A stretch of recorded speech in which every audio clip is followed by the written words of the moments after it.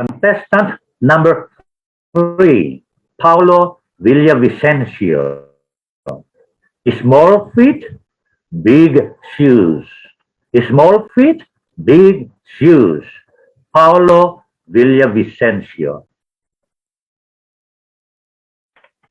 When I was a little boy, I would walk around the house clumsily with small feet in my dad's big shoes every single day. Imagine a tiny 3-year-old boy wearing size 10 shoes, bringing a laugh that fills the room. And even if he stumbles, he just giggles, gets up, and walks again. Fellow Toastmasters and friends, did you ever step into your parents' shoes as a child?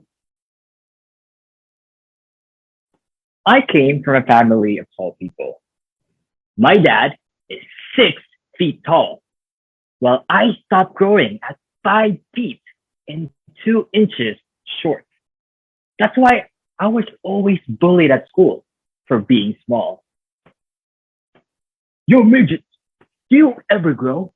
You look so weak that I can flick you with my finger. Those were the words of my elementary school bully.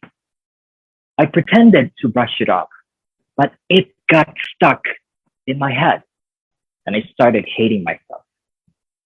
But every time my dad would know about me being bullied, he would always tell me,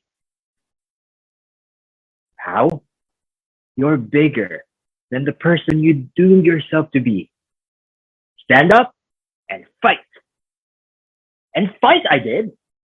One day, I had a chance to get back at my bully with the help of the other bullies. They held the arms of their leader and they punched him. Jab straight hook. That felt good. I got into trouble, yes, but I realized I just needed a bigger person to push me. Then one day, I lost the only person who stood by me. There I was, a small and flimsy child, clueless of what he'll become without any father to guide him. Well, life went on, and just as every child experiences a growth spurt, I experienced the same. Well, not my height, but what grew was my appetite for achievement. I figured nobody else will be there anymore to push me except my mom. And she would always tell me, how? Never limit your possibilities. Live to your full potential. So my first possibility came in high school. I had to represent my section when I was elected as the class president in my senior year.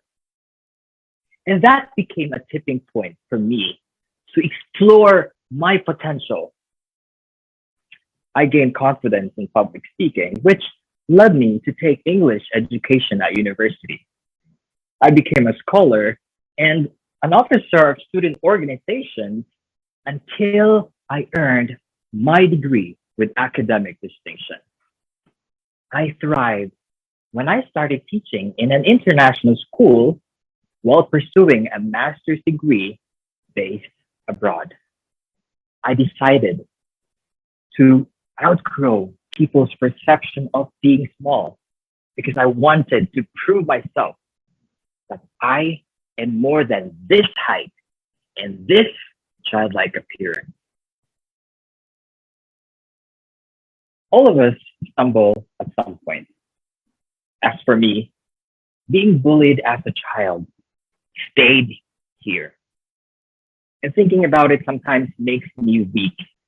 But it became so strong that it developed into my inner bully. 2 years ago, I accepted an invitation as one of the speakers at a youth convention. But I wrestled with that idea because I was the youngest and the least experienced in the field. I beat myself up as I listened to my inner bully's voice. You're not good enough. You're nothing compared to them. But I remembered what my parents told me. I am much bigger now that I'm living to my full potential. I have to fight this fear in my head. And I'm not going to die if I take another daring step forward. And after that sudden realization, a surge of adrenaline rushed through my veins. So I stood up, grabbed my inner bully, and silenced it. I stepped into something bigger, but I learned how to face my fears and conquer them on my own. My desire to step in my dad's shoes served as a catalyst for my growth, stature, and strength. So here I am, a 33-year-old with a shoe size of 7, still walking in big shoes while brimming with pride every single step. My fellow Toastmasters, if you're feeling small because this world or yourself tells you so, remember that you're bigger than your circumstances and your potential can be limitless. You may have small feet now, but you can always wear those big shoes too.